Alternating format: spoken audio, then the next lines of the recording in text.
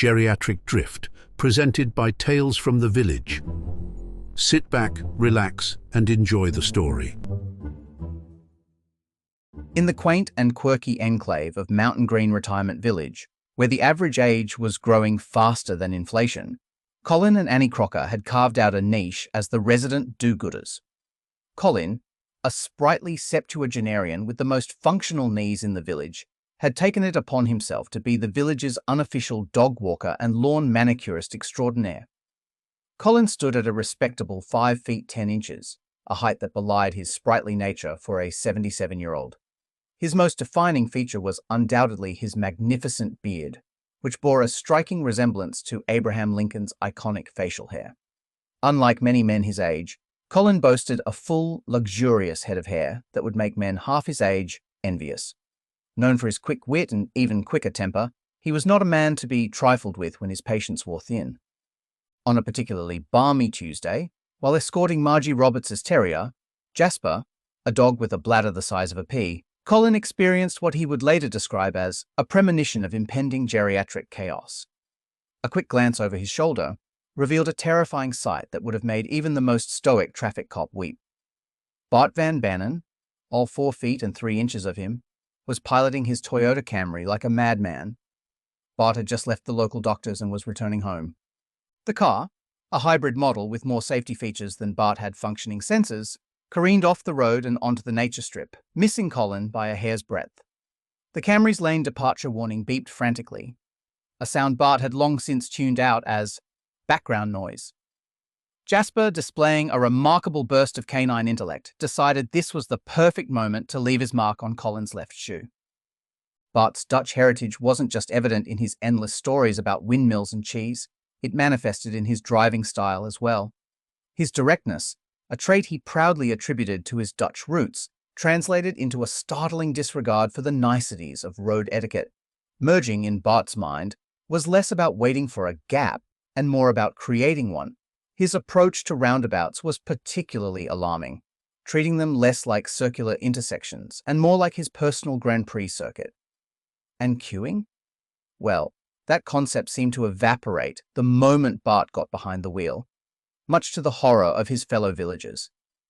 As Bart's misadventure continued, he narrowly avoided transforming Mrs. Ross' prize-winning petunias into mulch before veering off towards the community centre, where the weekly Battle of the Bands was in full swing. Colin could only imagine the pandemonium that would ensue if Bart crashed through the walls, scattering dentures and electric guitars in his wake. Later that morning, as Colin recounted the harrowing tale to Annie, his narrative erupted with volcanic intensity, his words tumbling out like a bloke who'd just had a near-death experience. "That bloody menace!" he sputtered, gesticulating with such wild abandon that Molly, Colin's own dog, cowered beneath the kitchen table. "I nearly died this morning. He's going to kill someone soon." Annie, a veteran of Colin's legendary temper tantrums, listened with the practiced patience of a saint who had long ago mastered the art of navigating her husband's meteorological-grade emotional storms. She watched as Colin's face cycled through a remarkable spectrum of reds, from a delicate salmon to a truly impressive crimson. "A Toyota Camry!" Colin exclaimed. "A vehicle with more safety features than a NASA spacecraft. Bart can't even drive a Camry."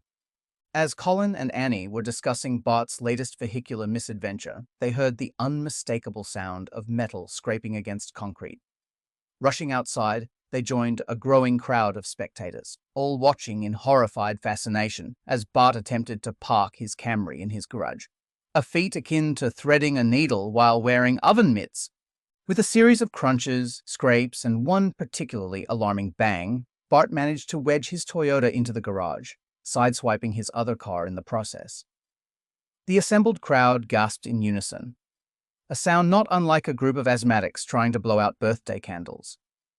Bart, seemingly oblivious to the destruction he'd wrought, emerged from his car with the serene smile of a man who'd just completed a leisurely Sunday drive. Without a word to the gawking onlookers, he tottered into his house. The following day, as predictable as arthritis flaring up before rain, Bart was at it again. This time, his target was Janet Whitehead, the village's speedwalking champion.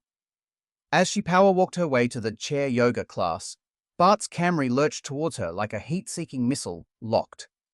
Mrs. Whitehead, displaying reflexes that would make a cat jealous, executed a maneuver that was part pirouette, part panic-induced flailing. She avoided the car but ended up face-first in a hedge. Incensed and slightly leafy, Janet wasted no time in calling the police, her shrill voice carrying across the village like a foghorn. "Bart! You crazy man!" The police, likely envisioning a geriatric, Fast and Furious scenario, arrived with surprising alacrity. After witnessing Bart's tire marks throughout the village landscaping and his unique interpretation of traffic laws, which seemed to involve treating stop signs as mere suggestions and speed limits as personal challenges, they made the executive decision to revoke his license on the spot. Bart wasn't seen for a couple of weeks after this, and word spread that he may have had a minor stroke. When the residents learned of Bart's medical condition, their anger turned to concern and sympathy. They realized that Bart's near-death experiences on the road were not due to recklessness, but rather an undiagnosed health issue. When Colin next encountered Bart, he was prepared for tears, tantrums, or at least a bit of octogenarian angst. Instead, he was greeted by a grin so wide it threatened to split Bart's face in two. "Colin, my good man," Bart exclaimed, his voice chipper. "Have you heard the news? Those delightful officers have liberated me from the tyranny of driving. No more wrestling with that infernal steering wheel or trying to decipher those blasted road signs." Colin, momentarily struck dumb by this unexpected joviality, managed to stammer, "You're happy about this?" "Happy? I'm ecstatic," Bart chortled. "Do you have any idea how much I loathed driving? It was like trying to pilot a spaceship through an asteroid field." As Bart continued to extol the virtues of his newfound pedestrian status, Annie approached, her expression a mixture of concern and amusement. "Perhaps," she suggested, her eyes twinkling with mischief, "Bart could join your morning walks, Colin. It would keep him active, and more importantly, far away from anything with an engine." And so, a new tradition was born in Mountain Green Retirement Village. Each morning, Colin could be seen leading a parade of geriatric dog walkers, with Bart bringing up the rear, regaling anyone within earshot with tales of his vehicular exploits. The roads of Mountain Green were safer, the residents more active, and the local body shop significantly less busy. As for Bart's Camry, it remained in the garage, slowly being reclaimed by nature. While the residents of Mountain Green Retirement Village had forgiven Bart for his vehicular misadventures, the landscaping would bear the scars of his driving for years to come. Tire tracks across once pristine lawns, dented fences, and the occasional misshapen hedge served as lasting reminders of Bart's final drives.